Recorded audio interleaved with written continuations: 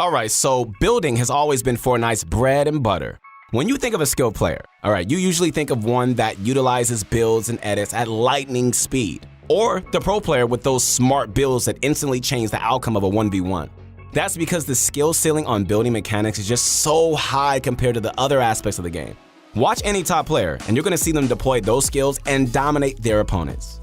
The question of who are the best builders? You know what, that's had multiple different answers depending on what time you've asked it. For instance, in the game's early stages, many said Myth was the top builder in the world, and he definitely might have been during the beginning period. But mechanics evolved, players trained to get better and innovate their techniques. As a result, well, sometimes we see players who once thought were good at building slowly just fall off. Then others just come out of nowhere and take their place. What's up, guys? This is your guy, your friend, Keith Allen. And Keith Allen's my first name. Please stop calling me Mr. Allen. Make me feel like I'm like 70 years old. Anyways, this video is all about the builders you should be watching in Season X. And if you haven't connected with me on my Instagram, you are missing out. Make sure you do so as soon as possible. Well, before we get started, Pro Guys has a small announcement to make. We are adding a ton of new features to our site, which include 1, exclusive guide videos for our Pro members every single day, all right? 2, Pro Pass now grants access to all games, such as League of Legends, Smash Brothers, CSGO, and Overwatch. More free coaching passes and points for InstaPro if you are a Pro member. So head on over to Pro Guys by clicking the link in the description below.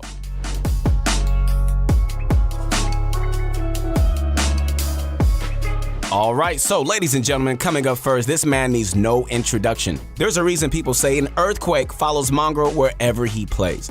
His low sensitivity, combined with his exuberant playstyle, means he has to move his mouse at a ridiculous pace to pull off these moves. Seriously. Yo, this is crazy. I mean, I don't even understand how he doesn't break his hand. Like, he's moving that fast.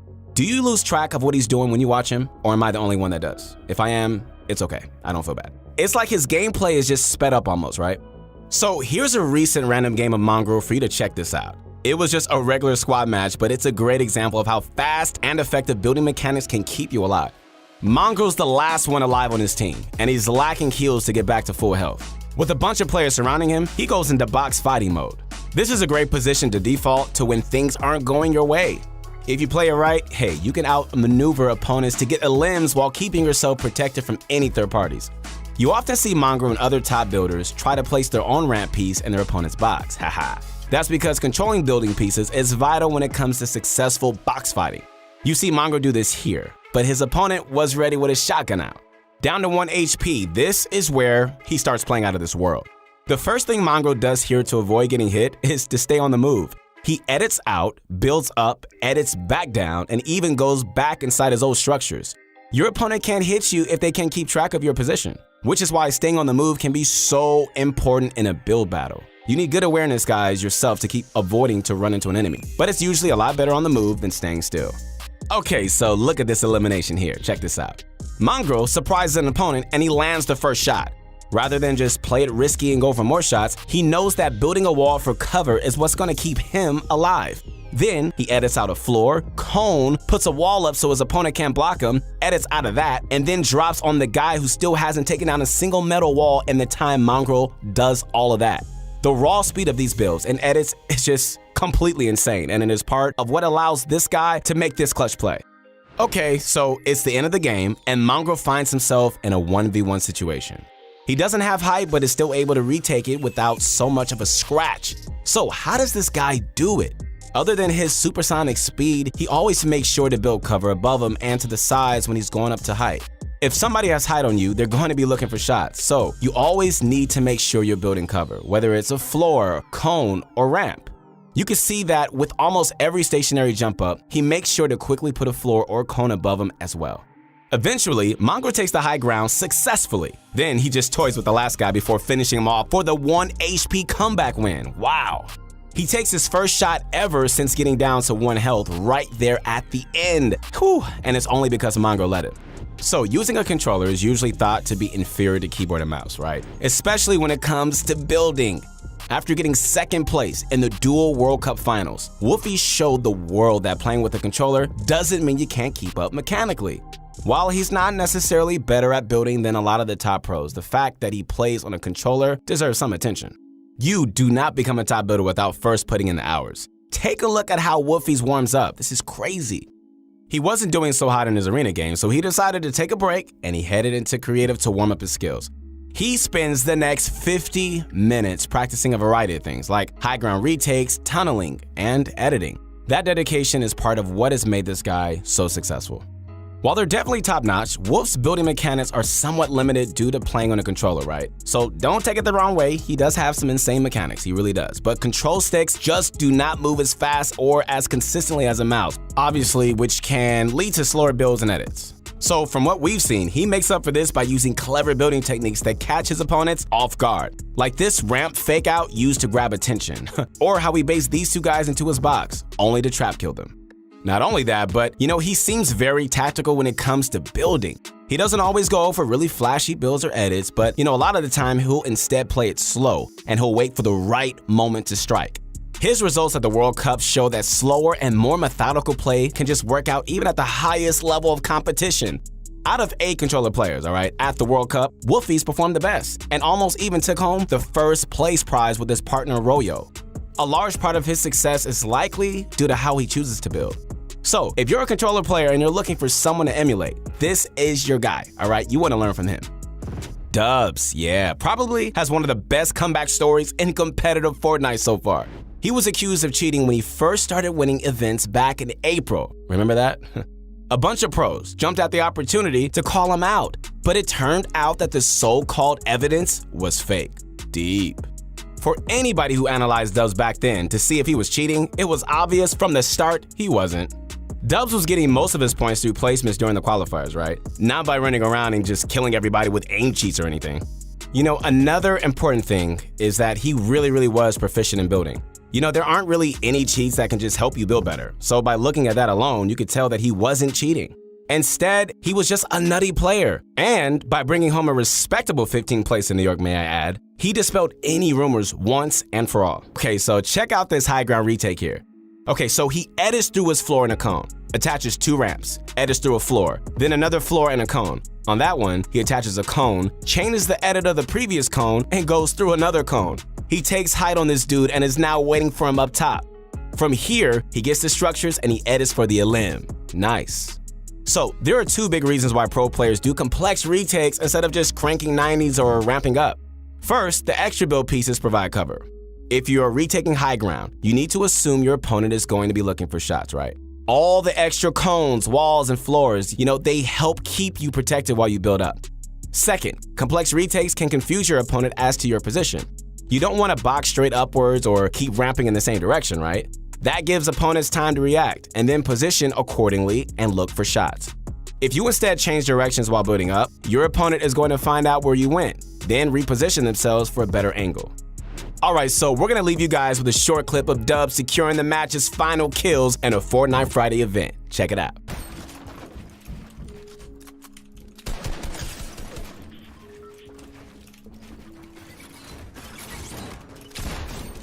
Let's get the finish. We're gonna have 24. They have 17. Chilling.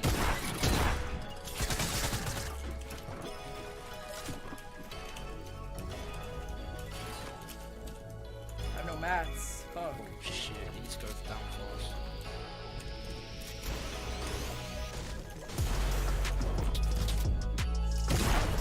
Nice! Oh. Bro, we're up by a lot. We're up by 8 or something. I have 12. 9. Clix is a player who first started to get known for his building skills. Yes, his ping was really low and it gives him an advantage when he plays online. But if you watch him play at all, you're gonna know that that's only a small part of it. This guy is still insanely fast and efficient when it comes to builds and edits. If you're wondering just how good of a builder he is, he recently won a 1v1 creative tournament called Wednesday Wagers. In it, he beat out the likes of Ghost Aiden, FaZe Dubs, and then FaZe Sway in the finals to grab the first place prize. Alright, so what makes Clix such a good builder? Well, one thing he does extremely well is pressure players inside the box. Anytime he manages to take a wall from somebody, he flawlessly performs an edit and he goes for the shot. Not just any edit though, edits that minimize his chance of getting hit in return. Usually, these are the ones that open up right side angle for him to peek with. Right side peaks are advantageous in many ways, but the main one is that, you could just shoot sooner and before barely revealing most of your body. If you peek that way, your foes will have a much harder time retaliating. After each shot, hey, you want to reset your position so you can peek them again in the same way. Alright, so here's a clip that showcases this just from a couple months ago. He first replaces the wall. As he edits a window, he gets in the corner so he can avoid getting hit. Then he peeks to the right and shoots. His opponent tries to shoot back, but since he peeked like this, the window of opportunity was too short for him. It's a simple move, but Clicks has nearly perfected it. This list wasn't meant to be ranked, okay? But if we had to give a #1 spot, this shouldn't even really come to a surprise to you. This is the 16-year-old everybody has been talking about, Bugha. Yeah. Ever since his dominating performance at the World Cup Finals, the eyes of the Fortnite community have been fixated on his gameplay. And by watching him play, you can really tell this guy is on a whole nother level. He lives up to the hype, guys. He really does, especially when watching his builds. Alright, so his building and editing are not only ridiculously fast, but they are all super efficient as well. He rarely messes up his edits and he just makes everything just look so natural and so smooth. When he goes for shots, he immediately just builds cover, editing through it to land more shots. It's like the Tfue Classic, except he does it with every build piece. When you compare Bugha's gameplay to the other pros, you just start to understand how he won the World Cup with such a sizable lead. Okay, so let's just take a quick look at one of Bugha's high ground retakes. Shout out to Reddit user JakePatriots11 for performing it and making a slowed version detailing Bugha's high ground retake method. We'll play that for you so you can follow along more easily. Okay, so probably the most important aspect of what makes Bugha the top builder in the world is his structure placement. He places builds that don't even seem necessary, often before he even goes for a shot, but placing those builds makes it so his opponent can't even do the same. When you control the structures in a fight, you open up so many more opportunities. Through control of structure edits, you end up setting the pace of the fight. At the speed Bugha does it, he basically is deleting the player by the time they're even wondering why they're surrounded by walls. Preemptively building structures can essentially reduce the time to kill in a lot of scenarios. If there's one trait that's worth learning from Bugha, it's to make sure to control structures. So when you compare pro player footage from a year ago to what they're doing today, oh my goodness, there's a huge difference. It almost seems like they've already reached the limit of what's possible, right? But that's definitely not the case. Players are no doubt only going to get better, and we're excited about that. Who knows how crazy the pros are going to be at building 3, 6, or even 12 months down the line. This list might end up being completely different a year in the future, just like it was in the past. But as for now, most of us can surely agree with the players on this list. And if you don't, hey, just let us know in the comments who your picks are.